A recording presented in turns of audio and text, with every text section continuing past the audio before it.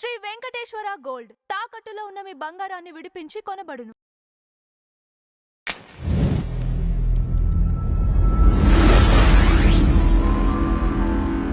Sir నమస్తే sir. నమస్తే అండి. జూనియర్ ఎన్టీఆర్ గారి పేరును దుర్వినియోగం చేస్తున్నారని ఆయన అభిమానులు పోలీసులకు కంప్లైంట్ ఇవ్వడం జరిగింది సార్. అసలు ఏం జరిగింది? దీనిపైన మీ అభిప్రాయం ఏంటి? అంటే 2 రకాల గొడవలు జరుగుతున్నాయి ఈ మధ్య కాలంలో. అంటే రా ఎన్టీఆర్ అనే పేరుతో ఒక అభిమాన సంఘం ఉంది ఆయనకి. ఈ అభిమాన సంఘం మెడ్రాస్ నుంచి ఆపరేట్ అవుతోంది. వాళ్ళ లెటర్ హెడ్ మీద ఆ అడ్రస్ ఉంది. ఓకే. ఆయన సాయి రూప్ ఆయన మాట్లాడాడు మీడియాతో. మాట్లాడుతూ నేను మెడ్రాస్‌లో ఉంటాను, ఐటీ ఎంప్లాయీని ఇవన్నీ చెప్పాడాయన.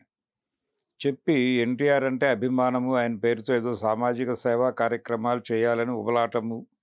ఆ ఉబలాటంతో గతంలో ఆయన కరోనా టైంలో అందించినటువంటి సర్వీసెస్, అలాగే ఎవరైనా కోరితే వెబ్‌సైట్ ఉంది వాళ్ళది.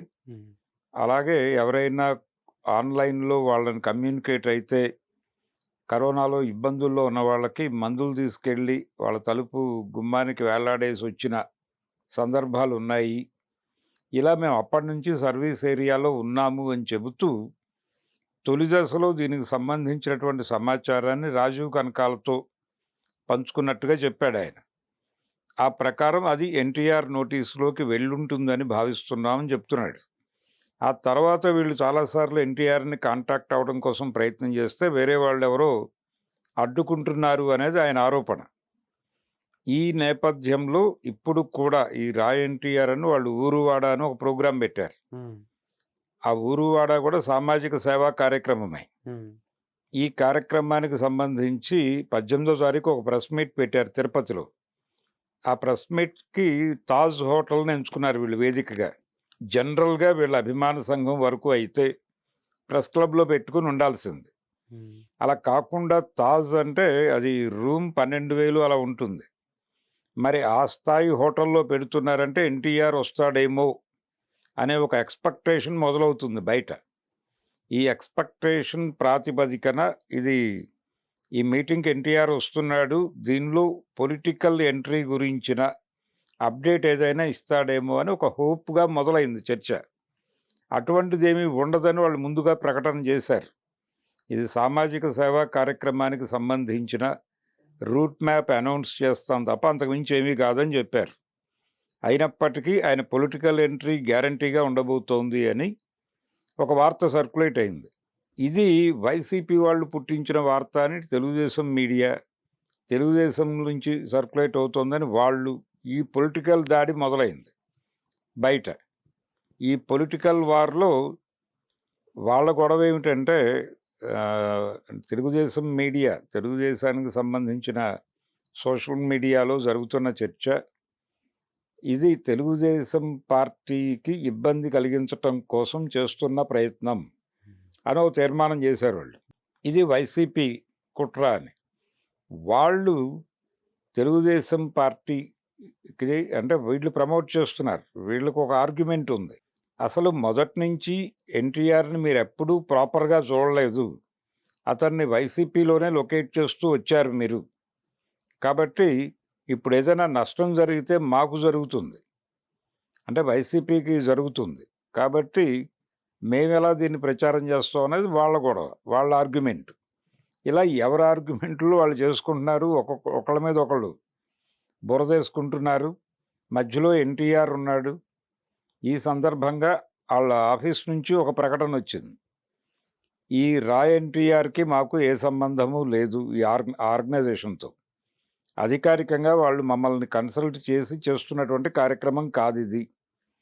కాబట్టి దీన్ని ఎవరు సీరియస్‌గా పట్టించుకోవద్దు. దీనిలో ఎన్టీఆర్ ఇన్వాల్వ్‌మెంట్ ఉండదు. ఆయన పొలిటికల్ ఎంట్రీకి సంబంధించిన ప్రకటన ఉండదు అని వాళ్ళు స్పష్టంగా ఒక ప్రకటన ఇచ్చారు. ఆ ప్రకటన మీద కూడా ఆయన మాట్లాడాడు. అంటే దాని మీద సంతకం పాడు ఏమీ లేవు, అది ఎలా సర్క్యులేట్ చేస్తారు అని అడిగాడు ఆయన.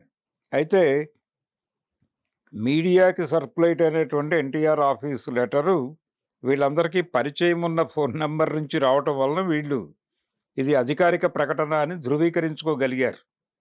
అందుకని దాన్ని పబ్లిష్ చేశారు, మాట్లాడారు, అయిపోయింది ఆ చరిత్ర.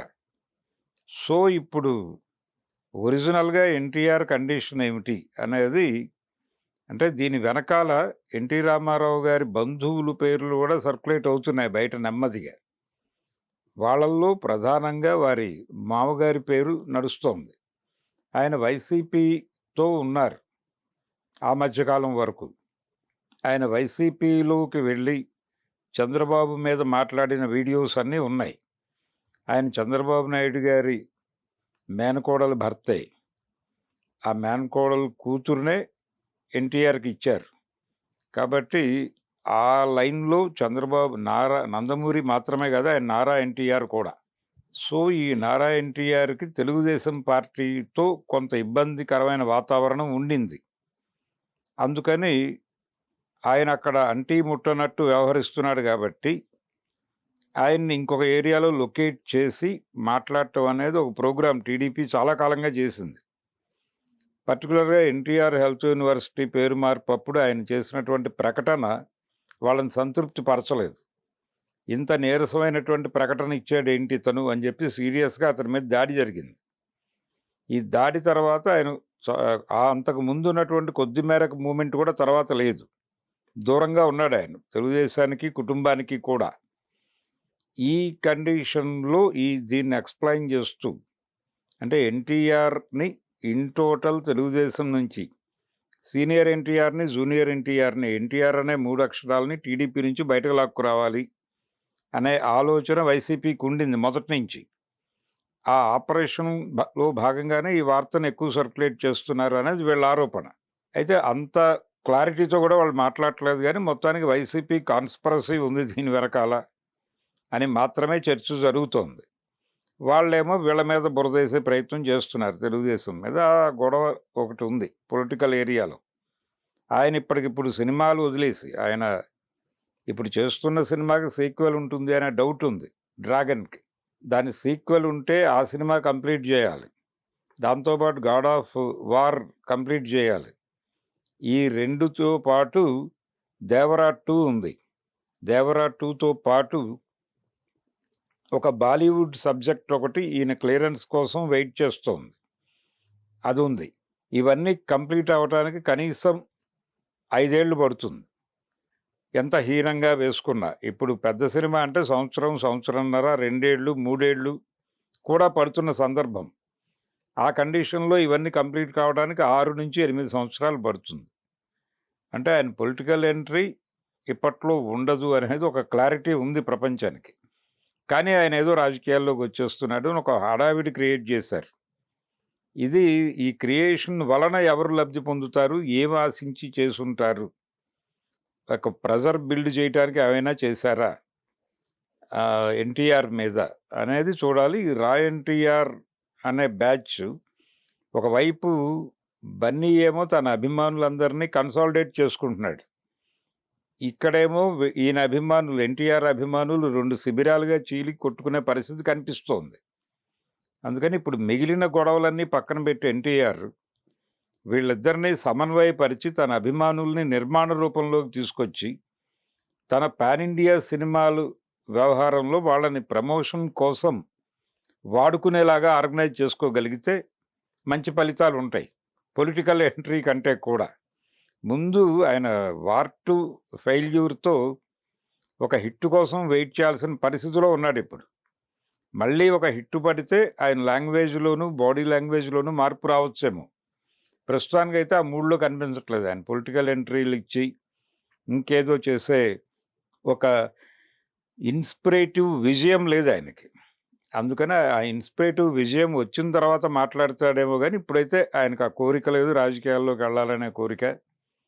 చాలా క్లారిటీతో ఉన్నాడు ఆయన. ఒక హిట్ కొట్టాక 2-3 ఇప్పుడు కమిట్ అయిన సినిమాలు కంప్లీట్ అయ్యాక ఒక భారీ విజయం మీదుగా వెళ్ళిపోవాలి ఇక్కడి నుంచి అని చూస్తున్నాడు. అది పాన్ ఇండియా రికార్డులు బద్దలు కొట్టే సినిమా అయి ఉండాలి. మరి అలాంటి సినిమాలు ఎలా డిజైన్ చేస్తారు? నిజంగానే కళ సాకారం అవుతుందా లేదా అనేది అయితే చూడాలి.